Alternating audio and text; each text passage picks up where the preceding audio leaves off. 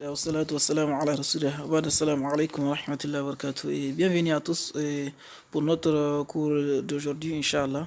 Et nous nous excusons, nous avions eu à faire une vidéo précédemment envoyée, mais dans laquelle le son n'était pas, comment on appelle, enregistré. Seulement, cela a été dû à un défaut de l'application que nous utilisons pour les vidéos. Et ce problème a été réglé, Inch'Allah.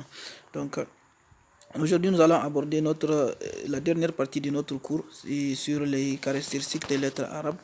Et nous avions vu précédemment la définition des caractéristiques des lettres arabes. Nous avons vu d'abord les caractéristiques opposées, à savoir al-hamsu et al-jahru. Également, nous avons vu al-shidda et al-rakhawa avec les lettres concernées. Nous avons vu al-istila et al-istifal avec les lettres consommées, al-itbaq et al-idlaq également. Aujourd'hui, nous allons voir les caractéristiques impaires, c'est-à-dire c'est des caractéristiques qui n'ont pas d'opposé. Ces caractéristiques-là sont spécifiques à certaines lettres. J'ai sélectionné quelques caractéristiques pour nous qui ont vraiment un intérêt et surtout pratique.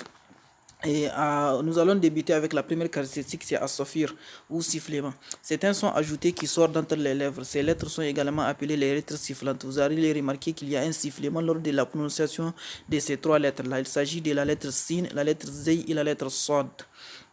Donc, à titre d'exemple, nous allons prendre la lettre sin dans la sourate An-Nas, le premier verset. Quand on dit قُلْ أَعُوذُ بِرَبِّ النَّاسِ Malikin Nas. Les là que vous entendez, c'est ça la caractéristique ici en question. Pour plus de détails, je vous réfère à notre vocal audio en français. Et la deuxième caractéristique que nous avions vue, c'est al-qalqala, qui veut dire produire un son. C'est un son fort et rebond.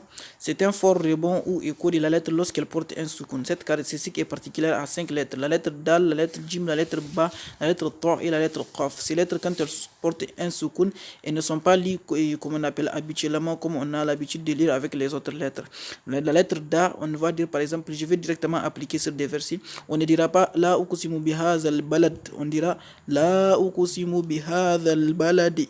On ne dira pas wassama idhatil buruj. Pour la lettre jim, on dira wassama idhatil buruj. Pour la lettre ba, on ne dira pas la, on ne dira pas tabbat yada abi lahabin wa tab. On dira plutôt tabbat yada abi lahabin wa tabbe. Pour la lettre ta, on ne dira pas muhit, on dira plutôt muhito de la sourate Buruj. Et pour la lettre qaf, on ne dira pas qul a'udhu bi rabbil falak, comme les gens ont l'habitude de le dire. On dira plutôt qul a'udhu bi rabbil falaq. Pour bien comprendre cela, je vous réfère à écouter les audios des grands lecteurs que vous connaissez, les Al-Rama et autres. Là, vous allez voir qu'ils lisent ces lettres-là de cette manière. Al-Lin, la caractéristique suivante, c'est Al-Lin. C'est une prononciation avec douceur et sans effort, propre à deux lettres, la lettre Wa et la lettre Ya. Ces deux lettres-là, quand elles sont prononcées, il n'y a aucun effort à faire. Souvent, vous ne devriez pas faire un effort lors de leur prononciation et elles sont lues avec douceur et toute simplicité. Par exemple, pour la lettre Ya, Khair, ou bien pour la lettre Wa, Khawf. Vous allez voir que la lettre Ya et Wa dans la prononciation, elle ne demande pas un effort au niveau de l'appareil de phonation. L'avant-dernière caractéristique que nous allons voir, c'est At-Takrir. At-Takrir, c'est un tremblement ou une vibration de la langue. Et vous allez voir lors de la prononciation de la lettre Ra qui est concernée, le bout de la langue vibre en entrant en contact avec le palais. Rabbil alamin. Seulement, il faudra faire attention à ne pas exagérer dans cette vibration-là. La dernière caractéristique que nous allons voir aujourd'hui, c'est Al-Istitala. Elle est propre à une seule lettre, c'est la lettre Dod. C'est l'allongement du son lors de la prononciation de la lettre. Donc, Dod.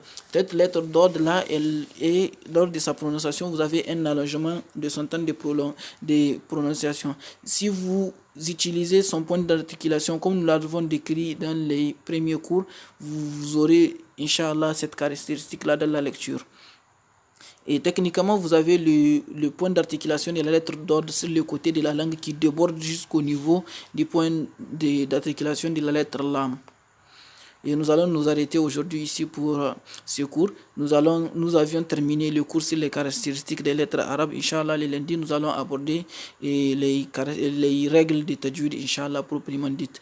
Et celui qui arrive à maîtriser ou à comprendre et à appliquer surtout les parties que nous avions vues précédemment, c'est-à-dire les points d'articulation ainsi que les caractéristiques, vous auriez vraiment eu déjà, si je peux le dire personnellement, selon mon propre jugement, vous avez en tout cas fait les 50% du travail qu'il faut, en tout cas par rapport à l'amélioration de votre lecture dans la lecture du Coran, Inch'Allah.